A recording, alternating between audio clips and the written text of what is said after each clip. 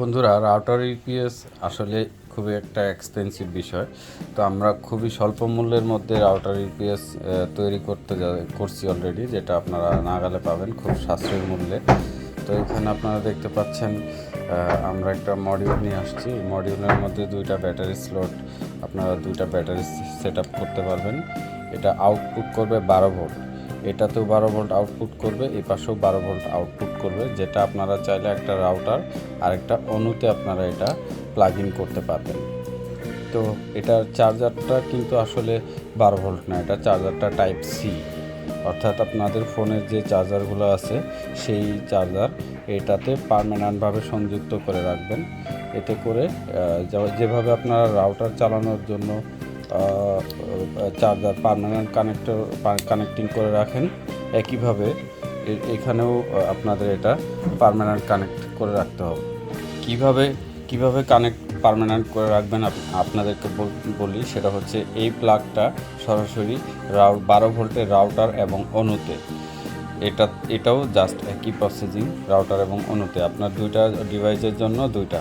কিন্তু আপনাদের মনে রাখতে হবে 9 ভোল্টের রাউটার অথবা 5 ভোল্টের রাউটার এই সব ক্ষেত্রে এটা হবে না, কারণ এর মধ্যে 12 ভোল্ট, এটার মধ্যেও 12 ভোল্ট, দুইটাতেই 12 ভোল্ট আছে।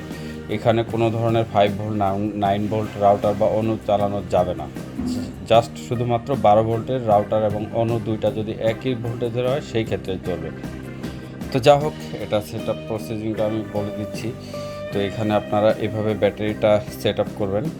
এখানে প্লাস মার্কিং দেখবেন, প্লাসের জায়গায় এই ক্যাপটা হবে, আর নেগেটিভের জায়গায় এই সমান ক্যাপটা হবে। তো এটা আপনারা লক্ষ্য করে সেট করবেন, আর সেট আপ করার সাথে সাথে দেখবেন এখানে একটা রেড কালার বাতি জ্বলবে। এবার যদি বাতি না জ্বলে তাহলে আপনারা ব্যাটারিটাকে সোজা করে দেবেন, বুঝবেন ব্যাটারি উল্টা হয়েছিল বিধায় এটা জ্বলে নেই।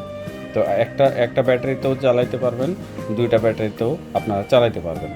তো আমি একটা দিয়ে টেস্টিং করতেছি, সমস্যা নাই। আমি এখন এটার টাইপ সি একটা চার্জার দিয়ে এটাকে চার্জ করে দেখাবো আপনাদেরকে। এখানে দেখেন, আমি এখন type C charger plug in করলাম। এই যে এখন চার্জ হওয়া শুরু করছে, এটা চার্জ হওয়া শুরু করছে, অলরেডি চার্জ হচ্ছে। এই অবস্থায় কিন্তু এই রাউটার এবং অনু ড্রপ করবে না, এটা আপনারা জেনে রাখবেন। এখানে কিন্তু রাউটার এবং অনু ড্রপ করবে না।